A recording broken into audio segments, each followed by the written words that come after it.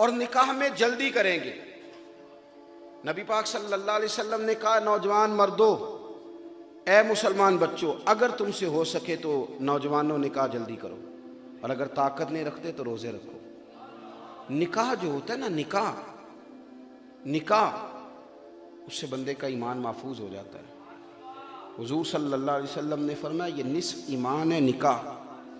फरमाया निकाह मेरा तरीका है, निकाह मेरा।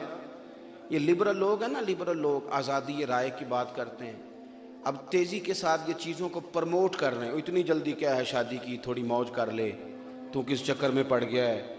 और अब तो शादी की बुराइयां बयान होने लगी हैं। नाराज़ ना होना, कुछ लोग शुगल में मजाक में लोगों का, तो तू अभी शादी कर लेगा, तो किस चक्कर में पड़ गया, 4 दिन घूम ले। ये वो सोच है जो सोचों को नापाक करेगी, ये वो सोच है जो ख्यालात को परागंदा करेगी, ये वो सोच है जो आपको बखेर देगी। निकाह एक बड़ा बेहतरीन तरीका, बेहतरीन। मैं एक खातून कालम निगार को पढ़ रहा था, वो कहती है कि मैं चूँकि कॉलेज यूनिवर्सिटी की पढ़ी हुई हूँ, तो मैं कुछ हदीसों को सुनती थी, तो मैं तबसरा तो नहीं कर सकती थी कि मुझे को मौलवी मारे ना, लेकिन मेरे ज़हन में मैंने जब ये सुना कि निकाह से ईमान महफूज हो जाता है, तो मैं कहती थी किस तरह। फिर मेरे मोहल्ले में गली में एक लड़का था, तो उसका किरदार कुछ ठीक नहीं था, फिर उसकी शादी हो गई।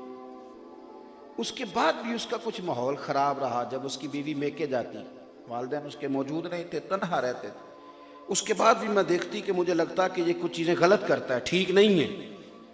कहती है फिर उसका 1-2 बच्चा हो गया, तो उसकी बीवी ने मेके जाना बिल्कुल ख़त्म कर दिया। अब उसका मेके जाना बिल्कुल ख़त्म हुआ है, तो उसके खामद का किरदार भी साफ हो गया। वो कहती है उसके पास कोई मौका नहीं है गुनाह का। अब मैंने देखा है कि वो आहिस्ता आहिस्ता मस्जिद की तरफ रुझान भी कर गया है। फिर एक दिन मैंने देखा कि उसके खूबसूरत चेहरे पर स्याह दाढ़ी भी निकल आई है। तो कहती है उसका, उस खातून का मुस्तकिल उसके घर में बैठ जाना मेरी समझ में आ गया है कि मेरे महबूब ने सच कहा है, जिसने निकाह कर लिया उसने ईमान महफूज कर लिया, उसने ईमान महफूज कर लिया। आप निकाह की रग़बत देंगे और कोशिश करेंगे माहौल के अंदर शादियाँ जल्दी की जाएं जिस हद तक हो सके। हुज़ूर सल्लल्लाहु अलैहि वसल्लम ने हमें उजलत से मना किया, फरमाया कि नमाज जमात खड़ी भी हो तो दौड़ के ना हो, आराम से चल के आओ। यही हुक्म है ना जी, जमात खड़ी भी है तो दौड़ के ना हो, एतदाल के साथ आओ। लेकिन हुज़ूर ने फरमाया बच्चे का मुनासिब रिश्ता मिल जाए तो शादी करने में देर ना करना, फिर जल्दी करो, निकाह कर दो। जिन कामों में जल्दी करने का हुक्म दिया उनमें से एक काम यह है कि शादी जल्दी करो। उसके बाद फिर जिस चीज़ की हमें बड़ी ज़्यादा ज़रूरत है वो है बेटी और बेटे की तरबियत, इनकी तरबियत। बच्ची वाले सिखाएं बच्ची को खामद के हुकूक। ससुर नहीं सिखा सकता, सास नहीं, वो तो माज़अल्लाह अपोजिशन समझती है सास ससुर को, वो कैसे सिखाएंगे। ससुराल वालों की तो बातें बुरी लगती हैं। वो खुद सिखाए, बाप सिखाए, भाई सिखाए। और जब किसी के मुंह से कोई किसी को किसी के हक में कायल करता है तो बंदा जल्दी कायल हो जाता है। यानी मैं आपसे कहूँगा कि मैं बड़ा अच्छा आदमी हूँ, मैं इस तरह हूँ, मैं, तो आप कहेंगे ये तो खुद नुमाई कर रहा है। लेकिन अगर मेरे दोस्तों में से, उलमा में से कोई बंदा बात करेगा, कहेगा यार ये बंदा अच्छा है, मैंने सुना है कि अच्छे तरीके से मिलता है, यहाँ ये जाएँ तो चाय सही पिलाता है, इसकी मेहमान नवाजी ठीक, कोई बात करेगा तो लोग कहेंगे जी आप ठीक कह रहे हैं। भाई अगर खामद अपने मुंह से अपने हुकूक बयान करेगा तो बीवी कैसे समझेगी, वो कहेगी सिर्फ यही हदीसें हैं, दूसरी कोई नहीं। तो अगर उसका वालिद, फिर मैं क्या कह रहा हूँ, मेरी बात पे तवज्जो करें, खुदा रहा तवज्जो करें। अब्बा जी समझाएं बेटी को, अब्बा जी सैयदा तैयबा ताहिरा हज़रत फ़ातिमा ज़हरा कुर्बान जाएं, ये खातून जिन गलियों से गुजरी हैं उन गलियों पर भी हमारी औलादें कुर्बान। हज़रत सैयदा खातून जन्नत सैयदा फ़ातिमा ज़हरा रज़ी अल्लाह ताला अन्हा कहती हैं किसी वजह से मौला अली शेर खुदा के साथ मेरी शक्र रंजी हो गई, और मौला अली शेर खुदा फरमाते, ये मोहब्बत की बात थी, ये कोई लड़ाई थोड़ा थी। कहते हैं हज़रत अली शेर खुदा की आज बात मेरी वजह से बढ़ी थी। हो जाती है ना कभी प्यार में बात, मेरी वजह से बात बढ़ गई। हुजूर तशरीफ़ लाए, समझ गए कि आज बात अली की वजह से बढ़ गई, कुर्बान जाएं। ये कायनात में धरती पे नज़ारे कहीं नहीं मिलेंगे। अहले बैत नबुव्वत का ये खूबसूरत आंगन, इसकी चाशनी, आप हम शेर पढ़ लेते हैं, आप सुन लेते हैं, कभी उसकी गहराई में तो उतरे ना। फाज़िल बरेलवी कहते हैं ये इस आंगन में जो लोग बसते थे वो नूर वाले थे, सारे नूरी लोग, नूरी तेरी नस्ल पाक में है बच्चा बच्चा नूर का, और तू है ऐने नूर तेरा सब घराना नूर का। नबी पाक सल्लल्लाहु ताला अलैहि वसल्लम समझ गए कि आज बात, लेकिन तबकात इब्ने साद में रवायत मौजूद है, हुजूर ने सैयदा फातिमा ज़हरा से बात की, इसलिए कि जितनी जल्दी बेटी बाप की बात समझती है, भाई की समझती है, वो जानती है कि ये मेरा बड़ा हमदर्द है। हुजूर ने कहा फातिमा अली तुम्हारे शौहर हैं, ज़रूरी नहीं जो तुम कहो फ़ौरन माने, ज़रा तवज्जो की ज़रूरत है।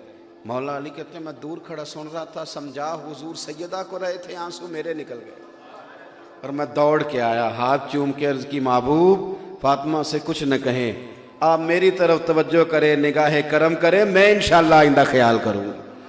आप गौर करेंगे इन चीज़ों पर, आप और बच्चे को भी थोड़ा आप, मैं आपको एक बात अर्ज करूं, बाकियों के साथ आपका वक्त कभी कभार गुजरता है, दोस्तों के साथ, यारों के साथ, शादी के बाद माँ बाप के साथ बंदे की मुलाकात महदूद हो जाती है, घंटों में, 2 घंटों में, 4 घंटों में।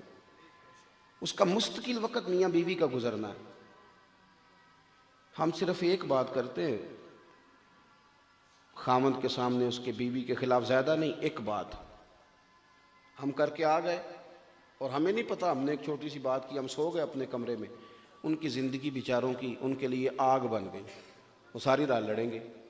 और अगर हम थोड़ा सा ख्याल करते, क्या खूबसूरत हदीस है मेरे नबी पाक की, इब्ने हजर हदीस लाए, हुजूर ने फरमाया वो शख्स लानती है जो खामद को उसकी बीवी के खिलाफ उकसाता है, या बीवी को उसके खामद के खिलाफ उकसाता है, वो लानती।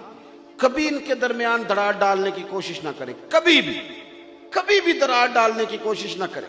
हज़रत सैयदा आयशा सिद्दीक़ा रज़ी अल्लाह ताला अन्हा और सरकार मौजूद थे, तो किसी बात में कोई इसी तरह बातचीत हो रही थी, तो मौला अली आ गए, हज़रत अबू बकर सिद्दीक आ गए और हज़रत सैयदा आयशा सिद्दीक़ा रज़ी अल्लाह ताला अन्हा को डांटने के लिए आगे बढ़े। तो हुजूर ने फरमाया अबू बकर आप जाइए, अल्लाह खैर फरमाएगा, आप जाइए। कुछ दिनों के बाद दोबारा आए तो दोनों बड़े मुस्कुरा के बोल रहे थे। तो हज़रत सिद्दीक़ अकबर अर्ज़ करने लगे हुजूर काश मुझे भी सुलह में शामिल कर लिया जाता, मुझे भी। लेकिन मियाँ बीवी क्या है, हुन्ना लिबासुल लकुम व अंतुम लिबासुल लहुम, ये एक दूसरे का लिबास है। कभी खामद का हक नहीं बनता वो बीवी के ऐब बाहर बयान करे, क्यों कि वो तो उसका पर्दा है, वो तो लिबास है, उसमें कुछ है होगी भी तो खामद तो छुपाएगा, क्योंकि वो लिबास है, लिबास ही तो ऐब छुपाता है बंदे। बीवी जितनी मर्जी भूख काटे, उसके लिबास होने का तकाजा है कि वो कहीं जाके अपने खामद का शिकवा न करे, वो क्योंकि वो उसका लिबास है, वो तो पर्दा डालेगी। और फिर एक बात और याद रखना, इंसान बगैर लिबास के सोना भी नहीं लगता। मियाँ बीवी एक दूसरे का लिबास है, लिबास बंदे को जीनत वाला बना देता है, जीनत वाला। मैं कभी कभी अपनी वालदा से अर्ज़ करता था, मैं कहता था अम्मा जी ये जो देहात की औरतें, इन्होंने कुछ मुसीबतें जानबूझ के इकट्ठी कर ली, जानबूझ के। अब तो खैर सारे ही लोग चलें, आपकी बात नहीं करता, लेकिन मेरे काफ़ी सारे दोस्त हैं जो इस तरह करते हैं कि सालन ही घर में पकता है, रोटियां बाज़ार से ही आती हैं। और अक्सर ने, आपकी नहीं बात कर रहा मैं, आप क्यों परेशान हो गए, उन्होंने मोटरसाइकिल के आगे रोटियां लटकाई होती हैं, शाम को खाना लेके आ रहे हैं। हमारी अम्मा कहती थी कभी अगर बाज़ार से सुबह के वक्त नान आते तो कहती थी ये मेरी इंसल्ट है, लोग क्या कहेंगे कि रोटी नहीं पकाती घर में। खबरदार, मेरे अब्बा जी जाने लगते ना, सादी औरत देहात की, वो कभी जाने लगते बाहर तो उनके कपड़े बगैर इस्त्री के पहन के वो निकलने लगते, तो अम्मा दरवाजे पे खड़ी हो जाती, कहती आपका क्या बिगड़ेगा, लोग तो यही कहेंगे ना बीवी इस्त्री नहीं करके देती, तो आप वापस जाएं, पहले कपड़े मैंने इस्त्री करके रखे, वो तब्दील करें, मैं थोड़ी जाने दूंगी आपको। वो आप कभी अपने बुजुर्गों से सीखें, आपके बुजुर्ग आपके लिए यूनिवर्सिटी हैं, वो आपके लिए बहुत बड़ा इंस्टीट्यूट है, आप उनसे सीखें, अपने घर को बना